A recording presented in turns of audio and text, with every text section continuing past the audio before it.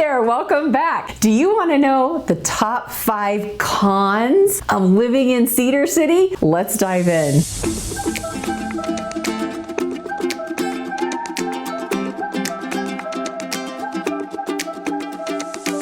Okay, so we brought you the pros of living in Cedar City, and there's a lot, obviously, of cool stuff about this area. But we gotta have some balance, right? So we're going to talk about 5 cons or 5 things that maybe we could improve on in this area. And just like the other pro video, stay tuned until the end because I am going to give you what the locals think we should improve on. And this is again from my very, very scientific poll on my Facebook page and my Instagram.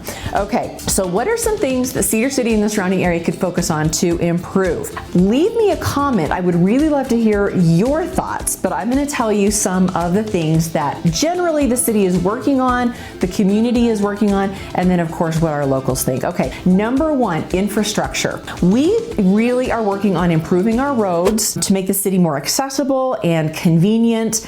One of the things that we really do need to focus on is public transportation. We really don't have a great public transportation system yet, but we're working on it. So public transportation, infrastructure, those are things that we're working on, but really still need some additional improvement. Okay, number 2, economic development, encouraging business growth and job creation to boost the local economy, raise those local wages, and provide more opportunities for residents. Now, if you have not seen the videos that we did with the tourism director and the economic development director, you have got to check those out because there's a lot of activity kind of going on behind the scenes that is going to pay out in the coming years. There's a lot of foundational work that is being done right now. So that is something that we can always improve, raising those wages, improving the local economy. We're working on that. Number 3, our downtown. You guys know my passion for the downtown and how excited I get to talk about the downtown. It's good right now, it's good, but we could really use some improvement in our downtown. We have a great start, but we need to work on making it more pedestrian friendly, more shopping, more dining, more entertainment, right? More things that are going to bring residents and tourists and students and all of the folks downtown and really make it a destination. This is a project that is going to take cooperation and collaboration and enthusiasm from our elected city leaders, community leaders, business owners, property owners, and the Utah Department of Transportation, because guess what? Our Main Street and Center Street, which is really at the heart of our downtown area, those are UDOT roads. So we're having some really great conversations with the Utah Department of Transportation and incorporating their office into what we want to be able to do locally. So again, I would love to hear your thoughts on our downtown. Leave me a comment. Let me know what you think. All right, number 4, education.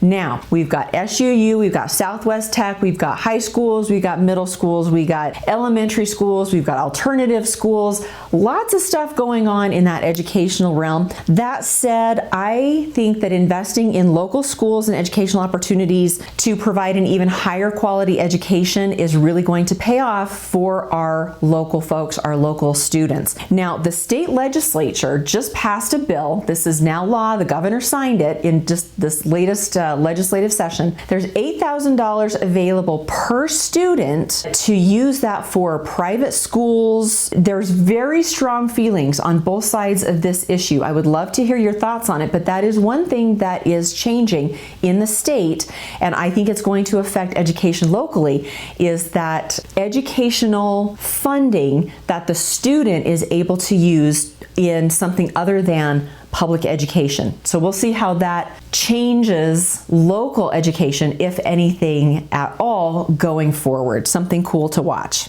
Okay, number 5, community engagement. Now, encouraging community involvement and outreach to strengthen our community ties, enhancing the quality of life for all of our residents. This is a big deal here locally. One of the dangers of the rate at which we have been growing is the loss of that sort of rural community feel that we've had, it's really critical, in my opinion, to continue to have these conversations about how do we define ourselves? What are we about? Who are we as a community? Keep in touch with our historical strengths and the roots of our community that has made our area a place where so many people want to live right now. There are people who have found this place and it is beautiful and it's wonderful and the community is amazing. And so we need to have that ongoing conversation as a community. How do we keep that community that folks are moving here for? Okay, now I'm going to share with you what our local folks think about what could be improved about Cedar City and the surrounding area. Okay, number one, and this kind of goes back to our education thing. This is from a local parent who's really invested in the education system. She says that she doesn't like the lack of gifted and talented learning opportunities available for her kids in the schools. She wishes there were more differentiated classes from grades 6 through 10. I experienced this when my kids were in the school district as well. I think that is something that we can really focus on as a community to allow those gifted and talented kids the opportunity to thrive and increase their skill set as well. She also says, I wish shopping opportunities were spread equally around town. So we do need some additional commercial and shopping and dining on the north end. And I think it's coming sooner rather than later. So stay tuned for that. As soon as it happens, we will bring it to you on a video. Okay, number 3. This is from someone who you might could guess is in the agricultural world. And he says, cons, agriculture is getting pushed out. Moving livestock down the road has become a nightmare. You can imagine, right, with the increase in traffic. And there are some designated livestock trails that come through some of the main transportation corridors in our area. And he says, enjoy the sheep, slow down, and life will be good for everyone. And I gotta tell you, running into a traffic jam that's made up of livestock, it's usually sheep, is hilarious. And I see videos done all the time that people have posted, like a Southern Utah traffic jam. It's really cute. But that is something that is part of our heritage, and it is important that we understand that there's a big part of our economy that is still agricultural.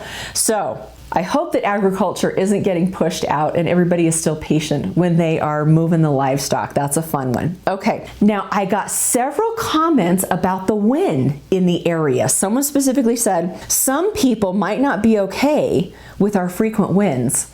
Now, I have not found the wind to be an issue out here in the wind for you guys.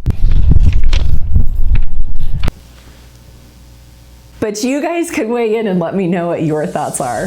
Hey, thanks again for joining me. I'm so glad that you are here. If there's anything that you would like us to bring to you on a video, let me know in the comments. Love to know what you think about our area pros and cons. Let's have that conversation. Have a great one. We'll see you soon.